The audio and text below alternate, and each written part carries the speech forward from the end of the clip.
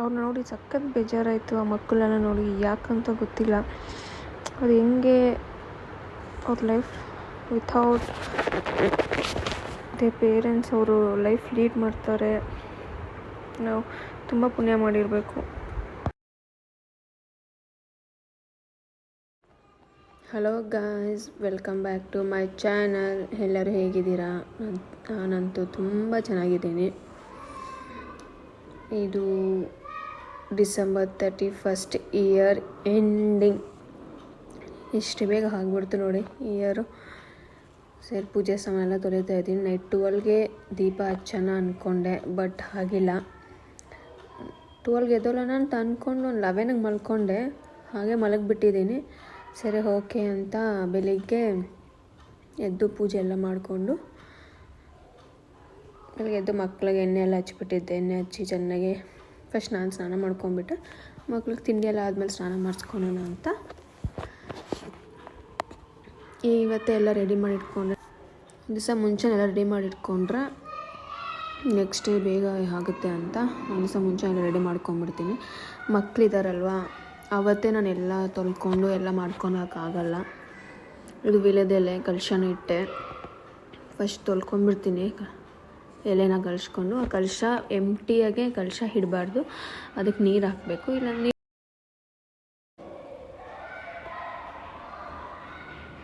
ವೀಳ್ಯದೆಲೆಗೆ ಅದಕ್ಕೆ ಅರ್ಶಿನ ಕುಂಕುಮ ಇಟ್ಟು ಇಡ್ತೀನಿ.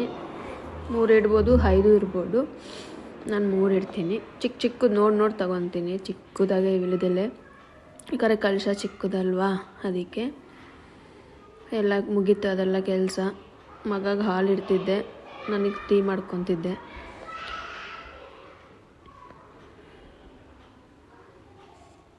ಅದ್ಯಾಕೋ ಸಾಯಂಕಾಲ ಟೈಮ್ ಟೀ ಇಲ್ಲ ಅಂದರೆ ಯಾಕೋ ಒಂಥರ ನನ್ನ ಬ್ರೈನೇ ವರ್ಕ್ ಆಗಲ್ಲ.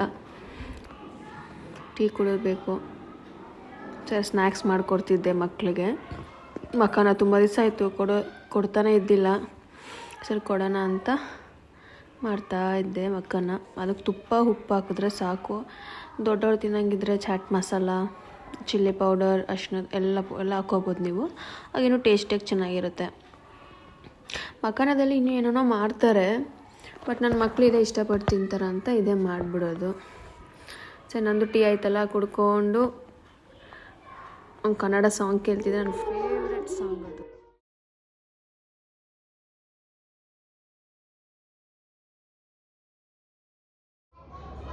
ಹಲೋ ಗಾಯ್ಸ್, ನಾವೆಲ್ಲ ಒಂದು ಇಂಪಾರ್ಟೆಂಟ್ ಪ್ಲೇಸ್ಗೆ ಹೋಗ್ತಾ ಇದ್ದೀವಿ ನ್ಯೂ ಇಯರ್ ದಿವಸ.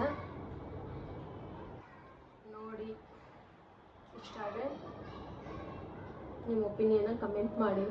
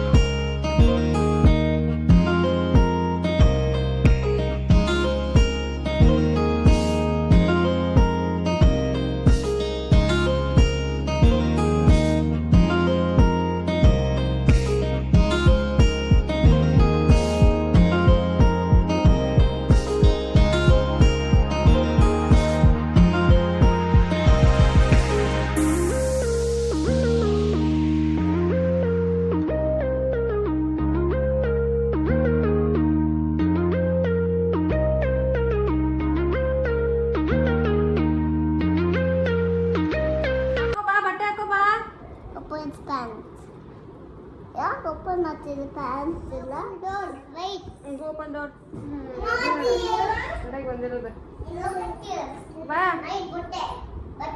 Nice.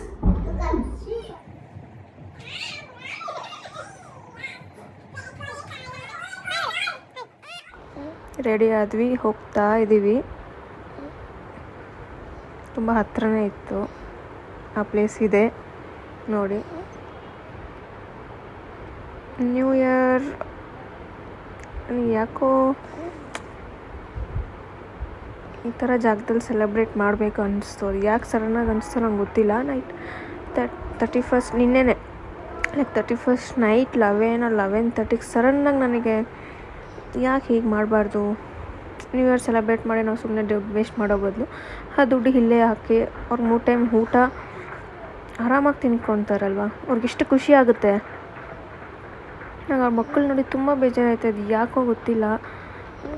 ಅದು ಹಿಂಗೆ ಅಪ್ಪ ಅಮ್ಮ ಇರ್ತಾರೆ, ನಾವಿರೋದು ಸೀರಿಯಸ್ಲಿ ನಾವು ಲೈಫ್ ಲೀಡ್ ಮಾಡ್ತಿರೋದು ನಮ್ಮ ಪುಣ್ಯ. ನಾವು ಯಾವ ಜನ್ಮ ಪುಣ್ಯ ಮಾಡಿದ್ವೋ ಗೊತ್ತಿಲ್ಲ.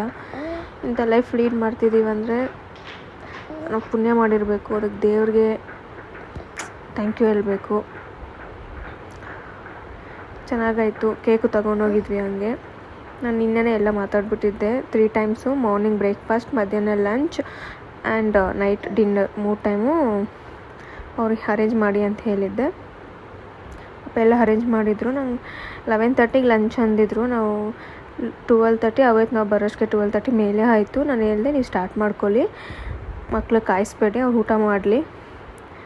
ಆಮೇಲೆ ನಾವು ಹೋದ್ವಿ. ಕೇಕ್ ಕಟ್ಟಿಂಗ್ ಆಯಿತು. ಚೆನ್ನಾಗಾಯಿತು. ಚೆನ್ನಾಗಿ ಅಲ್ಲಿ ಟೈಮ್ ಸ್ಪೆಂಡ್ ಮಾಡಿದ್ವಿ ಅವ್ರ ಹತ್ರ.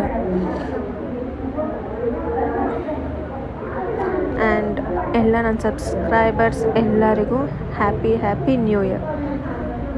ನೀವು ಏನೇನು ಅಂದ್ಕೊಂಡಿದ್ದೀರೋ ಈ ಇಯರ್ ಅಚೀವ್ ಮಾಡಿ.